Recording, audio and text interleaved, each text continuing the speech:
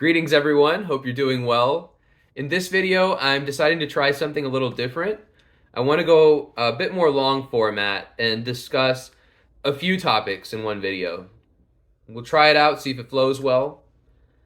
We also have our first ever video request, which is exciting, from Bogdan P8453. So thank you so much, Bogdan.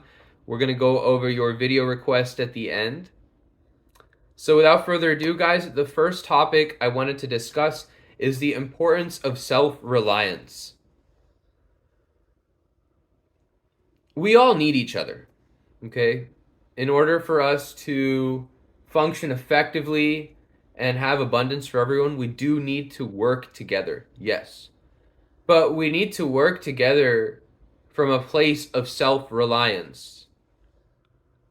If we can depend on each person to create a share of wealth for themselves, to create abundance in their lives and in aspects of their being, then we can really depend on a group of people like that to raise humanity.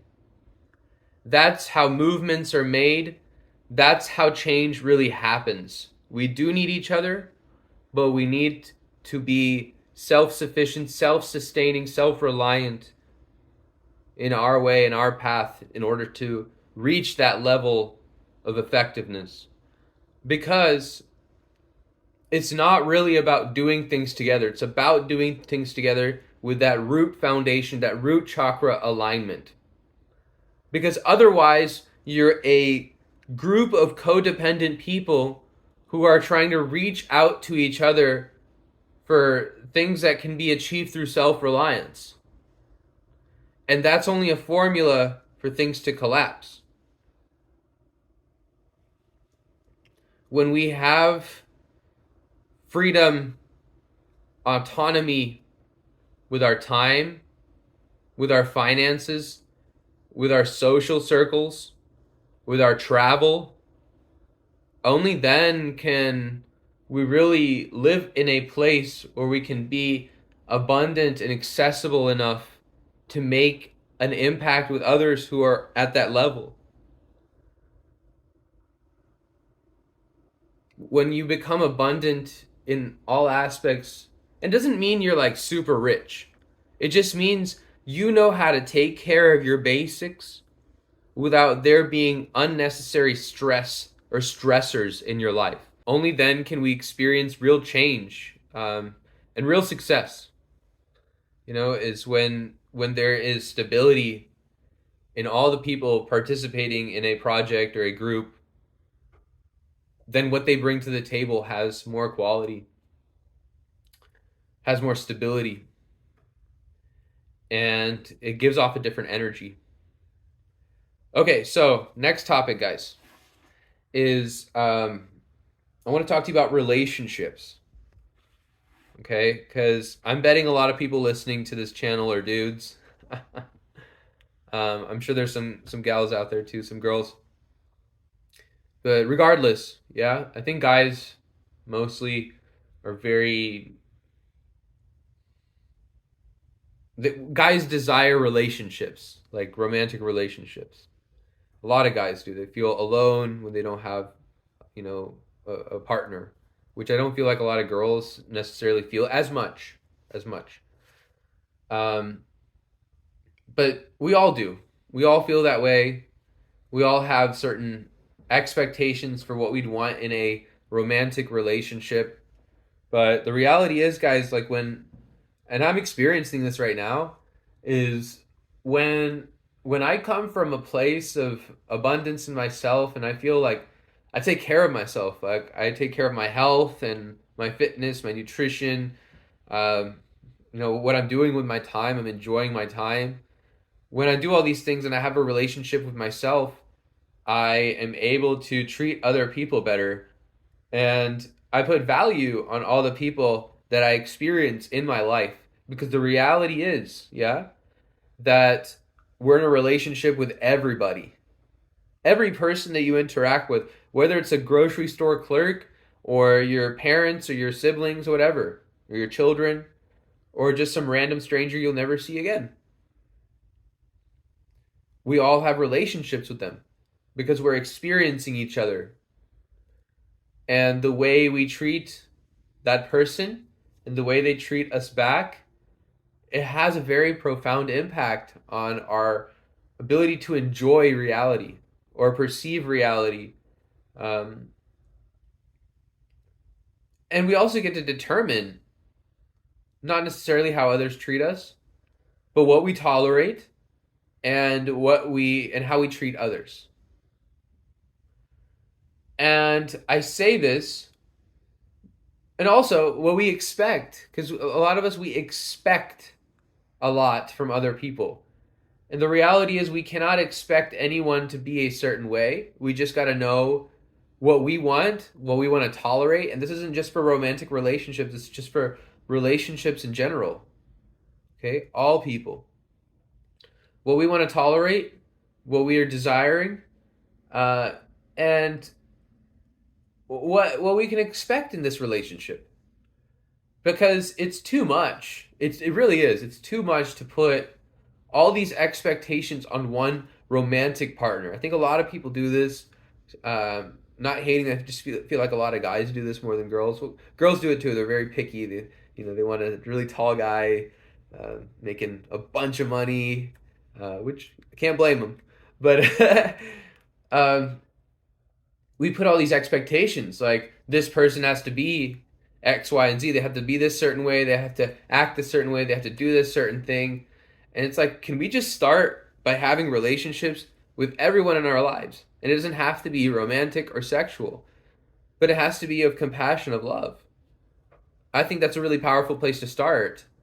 Because, even if you get a husband or a wife, or a really good boyfriend or girlfriend, it's too much to expect perfection from them, to ask everything from them. They're human. We're all human.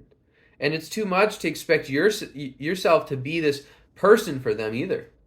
This goes for romantic relationships, for friendships, for employment. You have to see what you want to tolerate, what you're capable of tolerating, what you want. These are all really important aspects. Okay, that's my second topic. So that's just food for thought. That's just something I was just thinking about not even too long ago. Just curious what your thoughts are on that. And I can do a more detailed video if you guys want on relationships and stuff. But anyway, let's get to Bogdan's question. Okay, Bogdan says it would be cool to see a video about anxiety or trying to control everything in your life that causes overthinking. A video about anxiety or trying to control everything in your life that causes overthinking. So what I'm getting from that, Bogdan, is that you're feeling anxiety because you're not able to control everything. And you're overthinking about this. Well, you're right. You can't control everything in life. And in fact, there's very little we can control. And some people believe we don't control anything. That this is an experience we have. Regardless, right? There are things that you can do consistently to create behavioral patterns. You can't control everything, and we're not perfect.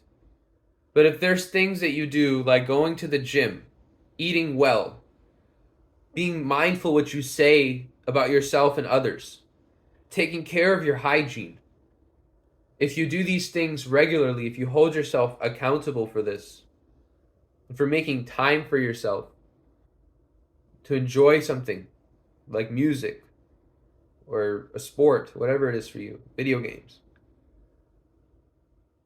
When you do this and you give yourself that love without expecting it from anyone,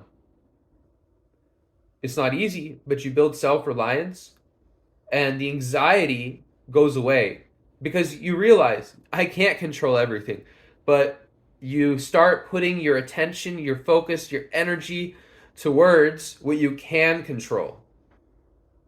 which are these patterns, these behavioral patterns. No one's asking you to be perfect. If your goal is to eat healthier and 1 or 2 days out of the month you had some cake or some cookies, there's nothing wrong with that. As long as you're creating the right patterns in your life. What you do day in and day out, that's what's important. And it's important to see what you're in control of and what you're in control of right now, right here, right now. If your goal is to lose 30 pounds or your goal is to make more money, you can't do that right now. You have to have a certain pattern to be able to do that. You have to have certain behavior patterns that lead to certain outcomes. It's all chance, yes, it is luck. But if you keep doing something every day, you get more lucky. Right? One of the most important things to start with is exercising more. If you're already exercising, that's amazing. But what I've noticed is when I exercise, not only is my health better, but my mental health is better. I have a better attitude. And additionally, when I feel anxious, when you get that anxiety, it's like all this pent up energy, right? But if you have a way to release that energy, which isn't jerking off or something, when you have a way to expend that energy in a constructive way, then you're too tired. You'll be too tired to be anxious. When you find goals that are worthwhile, that you really put some thought and some planning into achieving something tangible. Yes, you can follow your dreams, you can do that kind of stuff too, but when you find a solid opportunity to make money or a solid path to getting your health on track or getting your nutrition right, because whatever is causing the anxiety, that needs to be found. You need to find the root cause of that.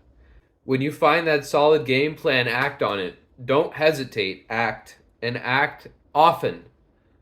That means if it's a health thing, you want to lose weight, go often. Go often to the gym. Overcome that voice that says, no, I don't want to, I don't feel like it. You got to wear out the demons. Okay? You gotta, in a way, I made a video about this in the past.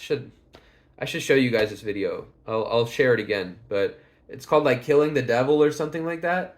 But it's this practice where basically Bogdan and anyone else who's interested in listening to this, every day is a chance for goodness and badness to come into your life. You have to find a way to remove as much negativity as you can in the day. You got to kill the devil. You got to kill the negativity. And the best way to do that is to do something that you didn't think you could do, or do something that's challenging for you. When you do these things, the best version of you comes out. It has to, in order to meet the expectations, the requirements of what you're asking. And so when you do this, the negativity can't be in your body. When you start doing pull-ups and you're only able to do 3 pull-ups, but now you're able to do 15, I guarantee you're not going to be as negative as you once were. You're going to have confidence because you achieved something and you've become stronger from it. You've overcome doubt in you. It doesn't have to be just for fitness, but I love the gym. I think it's a great place to start. I hope all this answered your question. Let me know if it didn't. If you have more, message me. But thanks everyone for watching, and I'll see you in the next video. Many blessings.